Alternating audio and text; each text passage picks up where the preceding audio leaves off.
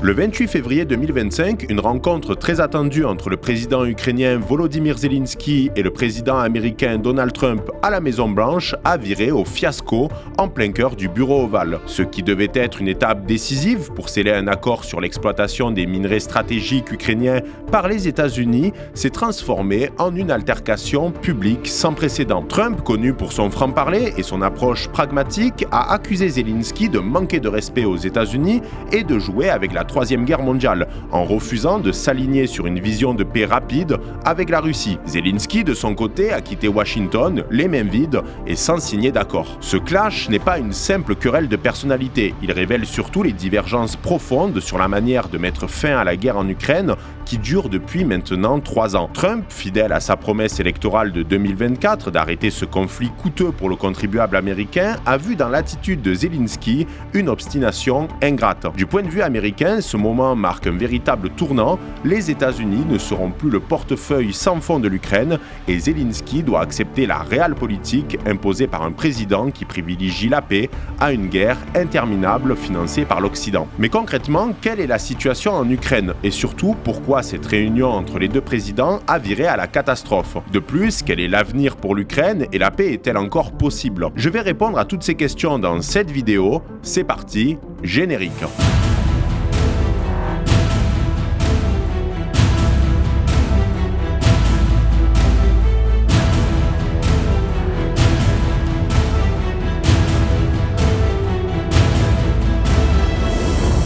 Pour saisir pleinement pourquoi Trump a raison d'affirmer que Zelensky n'a pas les cartes en main, il faut plonger dans la réalité brutale de la situation militaire et économique en Ukraine. Après 3 ans de guerre contre la Russie, le pays est au bord de l'épuisement. Sur le plan militaire, les forces ukrainiennes ont certes infligé des dégâts colossaux à la Russie, mais de son côté, les pertes sont extrêmement importantes. Alors, il faut le dire, il est difficile de fournir un chiffre exact et définitif sur le nombre de soldats ukrainiens perdus depuis le début de la guerre en Ukraine, car les données officielles sont à la fois rares, souvent partielles et influencées par des biais propagandistes. Une étude publiée par le Wall Street Journal évalue à 1 million de victimes morts et blessés dans l'intégralité du conflit. Le quotidien américain cite une estimation confidentielle qui évalue à 80 000 morts et 400 000 blessés du côté ukrainien.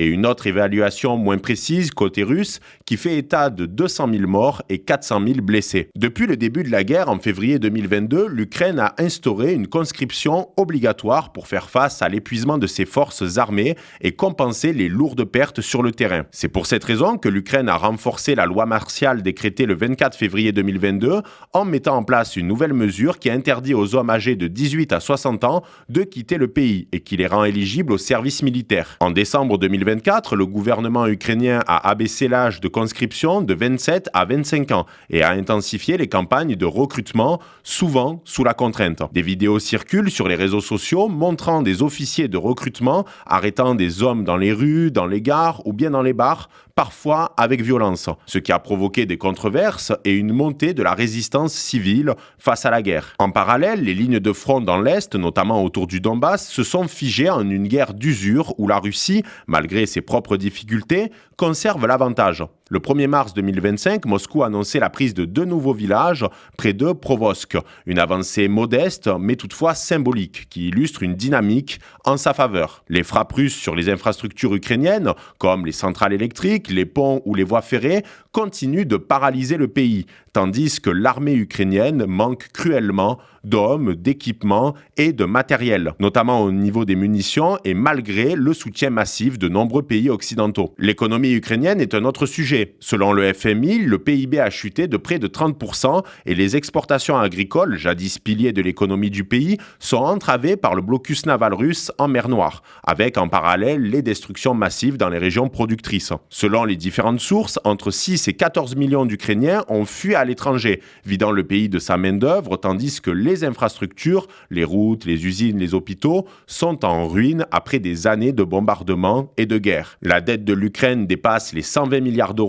et sans l'aide massive de l'Occident, le gouvernement ne pourrait même pas payer les salaires des fonctionnaires ou même des soldats. Le prêt de 2,64 milliards d'euros signé avec le Royaume-Uni le 1er mars 2025, financé par des actifs russes gelés, est une bouée de sauvetage temporaire, mais il ne change pas vraiment la donne parce parce que l'Ukraine ne peut pas tenir seule. Cette dépendance est le talon d'Achille de Zelensky et depuis le début du conflit, les États-Unis ont aidé massivement l'Ukraine, notamment sous le mandat de Joe Biden. Mais depuis le retour au pouvoir de Donald Trump, cette aide est menacée et l'Ukraine pourrait ainsi perdre son principal soutien militaire, rendant impossible toute offensive majeure contre la Russie, et notamment récupérer ses territoires. Du point de vue de Trump, ses faiblesses ukrainiennes valident son diagnostic.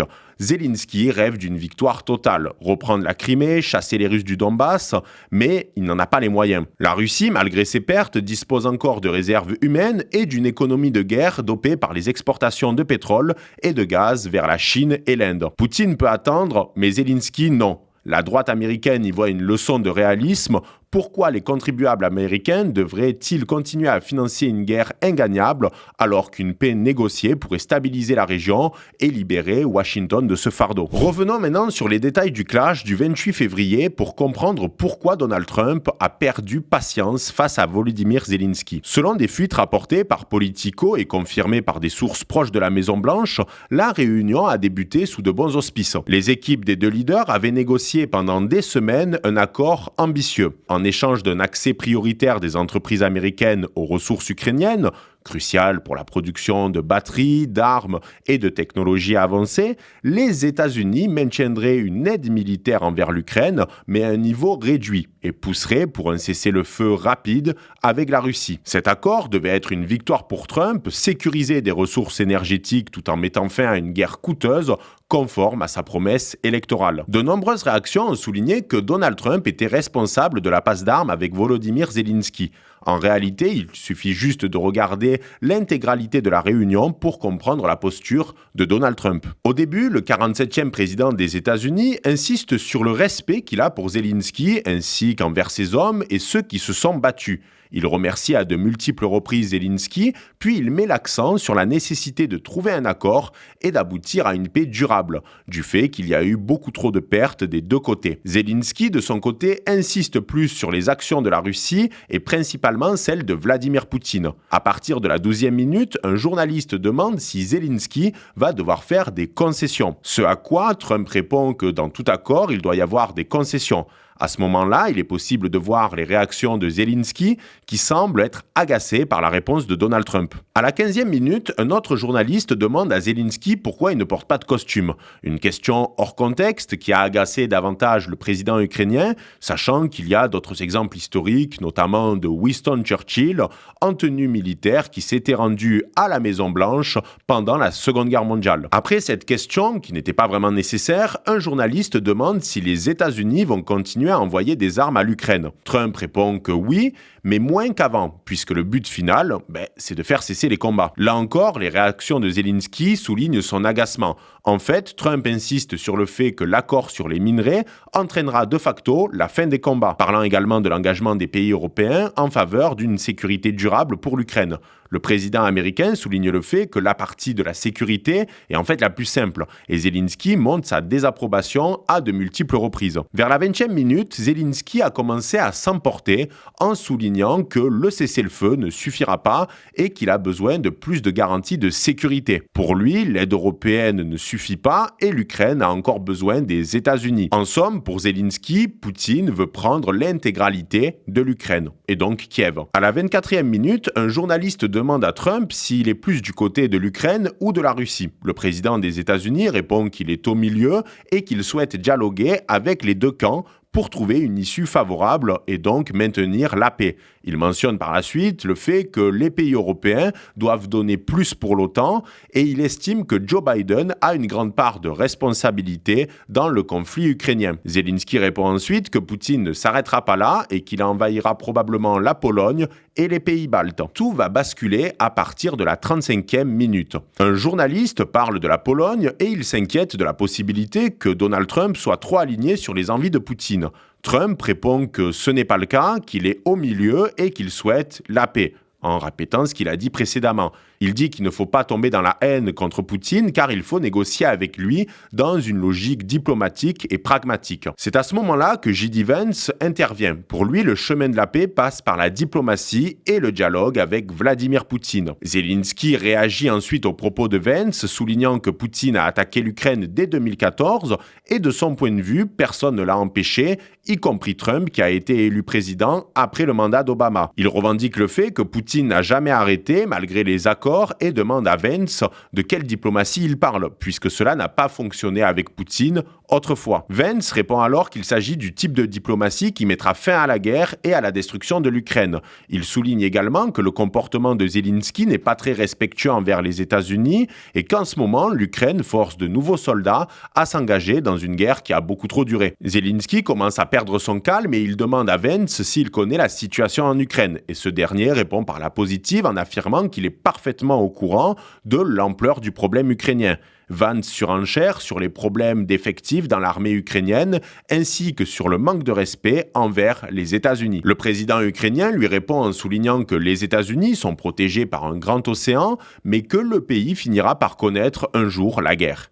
Et c'est à ce moment-là que Trump intervient et assène à Zelensky plusieurs arguments. Il affirme qu'il veut régler le problème et que tout ira bien pour les États-Unis. Il revendique le fait que l'Ukraine n'est pas en position de force dans le conflit et dans les négociations, et qu'il n'a pas les cartes en main, et qu'à force de continuer à se battre, il déclenchera la Troisième Guerre mondiale. Vance revient alors sur le manque de respect et affirme que Zelensky a fait campagne pour les démocrates pendant les élections et qu'il n'a pas remercié suffisamment les États-Unis pour les aides massive. Trump surenchère. Il dit à Zelensky que son pays ne gagnera pas la guerre en rappelant que les États-Unis ont donné beaucoup d'argent et de matériel à l'Ukraine dans le cadre du conflit. Pour Trump, Zelensky ne souhaite pas vraiment un cessez-le-feu et veut continuer la guerre. Trump rappelle qu'il a soutenu l'Ukraine avant même le début de l'invasion en envoyant au pays des dispositifs Javelin. Trump revendique le fait que Poutine respectera l'accord car il le respecte en tant que président des États-Unis.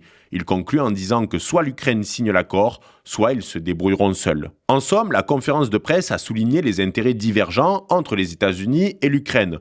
Trump a confiance dans l'accord sur les minerais, qui est pour lui une première étape nécessaire pour ensuite concrétiser la paix. Zelensky, de son côté, n'est pas prêt à faire des concessions et estime qu'il n'a pas suffisamment de garanties pour concrétiser une paix durable, car selon lui, Poutine continuera d'envahir les pays voisins, ce qui semble peu probable puisque la Russie elle-même a d'importantes difficultés sur le théâtre ukrainien. Juste après cette conférence de presse, Zelensky a quitté Washington et Trump a demandé des excuses publiques, estimant que le président ukrainien n'était pas capable de dialoguer à la fois avec les États-Unis et la Russie. Après cet échec à Washington, Zelensky s'est envolé pour Londres où il a été reçu le 1er mars 2025 par le Premier ministre britannique Keir Starmer. Le lendemain, un sommet d'urgence s'est tenu à Lancaster House réunissant une quinzaine de leaders européens, dont Emmanuel Macron et Giorgia Meloni, ainsi que le secrétaire général de l'OTAN, Mark Rutte. Il y avait aussi la présidente de la Commission européenne Ursula von der Leyen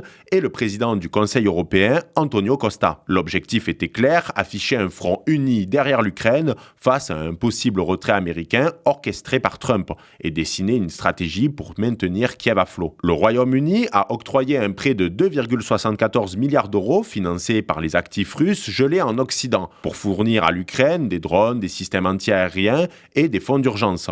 Starmer a promis que l'Ukraine ne serait jamais seule, tandis que Emmanuel Macron a poussé pour une trêve d'1 mois dans les airs et sur les mers, une idée visant à geler les combats sans céder de terrain. Sur le papier, ce sommet était une démonstration de solidarité, des accolades, des déclarations fortes et même une standing ovation pour Zelensky qui a appelé à ne pas abandonner la liberté face à la tyrannie. Mais derrière cette façade, la réalité est moins reluisante. L'Europe, malgré ses grands mots, n'a ni les moyens militaires ni la cohésion politique pour remplacer les États-Unis. L'OTAN, sans la puissance de feu américaine, perd sa crédibilité face à la Russie. Le prêt britannique, bien qu'utile, est une goutte d'eau face aux besoins ukrainiens. Zelensky, en s'appuyant sur ses alliés vacillants, mise sur un soutien qui risque de s'effriter dès que les budgets nationaux seront sous pression. En réalité, il s'agit d'une course contre la montre parce que les Européens n'ont pas le temps de bâtir une sécurité collective forte et cela n'arrivera pas avant les prochains mois alors que la guerre en Ukraine fait encore encore rage.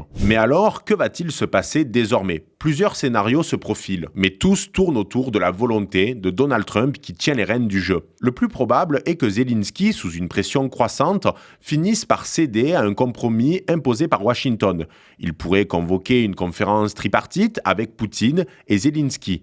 Cet accord inclurait probablement une reconnaissance des gains territoriaux russes, la Crimée et le Donbass, et un statut neutre pour l'Ukraine hors OTAN, et des concessions économiques comme l'accès aux minerais pour les États-Unis. Un deuxième développement probable est une réduction drastique de l'aide américaine. Des sources au Pentagone, relayées par le Wall Street Journal, indiquent que Donald Trump envisage d'annuler les dernières livraisons d'armes promises sous Biden. 4 milliards de dollars de matériel d'ici l'été 2025. Sans ce soutien, l'armée ukrainienne déjà à bout risque de s'effondrer face aux assauts russes, forçant Zelensky à négocier dans une position encore plus délicate.